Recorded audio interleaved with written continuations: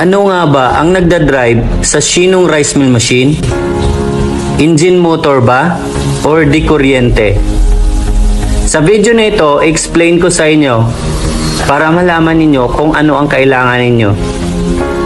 Ang Shinong rice mill machine ay electric motor po ang nagdadrive nito. Meron pong 3.3 horsepower or equivalent po sa 220 volts or 2.45 kilowatts ang consumption nito. Single phase lang, kaya po matipid sa kuryente compared sa ibang kunuhan. At hindi na rin po ito kailangan ng 3-phase transformer. Kapag i-compare natin doon sa ibang rice mill machine, yung mga malalaking output po kasi kailangan na ng 3-phase transformer. Gagastos ka ng malaki. Pero ito, ang Shinong rice mill machine matipid po sa kuryente. Kailangan mo lang ng 60 amperes switch breaker para dito. Kahit kuryente sa bahay ninyo pwede na po. Basta meron lang po siya separate na 60 amperes switch breaker exclusively para sa machine. At hindi mo na kailangan ng 3-phase transformer Single phase lang.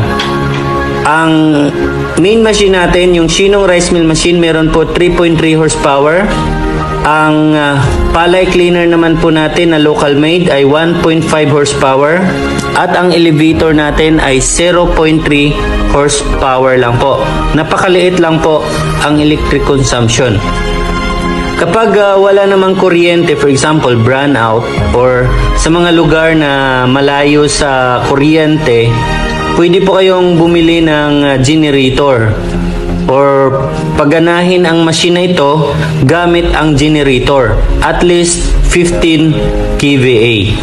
Kaya marami pong option.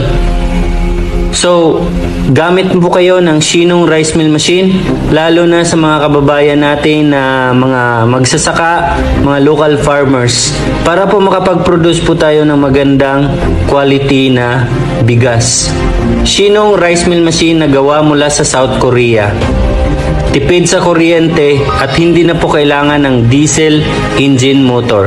Sa mga nagtatanong nga pala kung pwede daw i-convert sa engine diesel, hindi po, dahil naka built-in na po ang electric motor dito. So kung gusto nyo po, bumili lang kayo ng generator para paandarin ang ating Shinong rice mill machine. Sa mga interested po na gusto mag-avail ng promo natin sa Shinong rice mill machine, pwede po kayong tumawag sa cellphone number na ibinigay ko dito.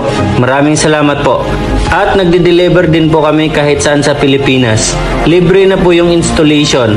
Ang kailangan nyo lang po gawin bago po dumating ang machine niyo, bago po dumating yung technician natin para mag-install, dapat nakakabit na po yung electrical ninyo or yung 60 ampere switch breaker with size 10 na wire at dalawang 20 amperes na universal outlet.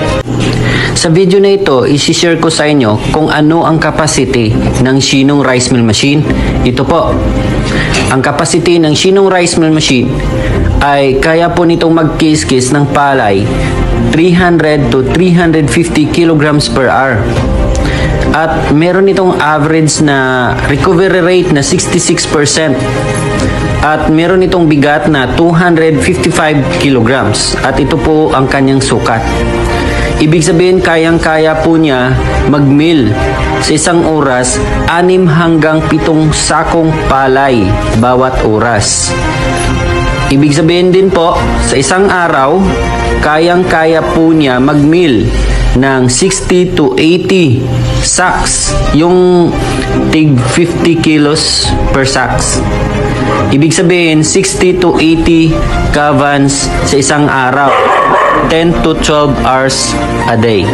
Ang kagandahan po dito ay meron na po itong naka-built-in na distoner. Ang purpose po ng distoner ay nagsiseparate na mga bato, maliliit man or mga malalaking bato. Sa loob, mababala rin po yung lagayan at meron na rin itong elevator na nag-aakyat ng unpolished rice papuntang polisher. Hiwalay yung labasan ng good rice, broken rice, binlid, darak at ipa. Kaya po niyang maglabas ng brown rice at well-milled white rice. Kahit black rice pwede rin po. 5-in-1 yung function ng machine na ito. May husker, destoner, broken rice separator, whitener polisher, at elevator. Plus, meron na rin itong pre-cleaner na lilinis ng palay bago po i-mill dito sa machine natin. Kasama na po sa isang set. Impeller type po ito Ang purpose po ng impeller ay less broken yung bigas natin. Ibig sabihin, wala pong masyadong durog na bigas at hindi po ginagamitan ng rubber rolls dahil urethane po ang gamit nito. Kaya po kung nagustuhan nyo po ang machine na ito, ang Shinong Rice Mill Machine, nagdi-deliver po kami nationwide kahit saan sa Pilipinas. Libre na po yung installation. Meron po akong nilagay na contact number dito, tawagan nyo lang po ako. Pwede po kayong magpa-reserve. Thank you po.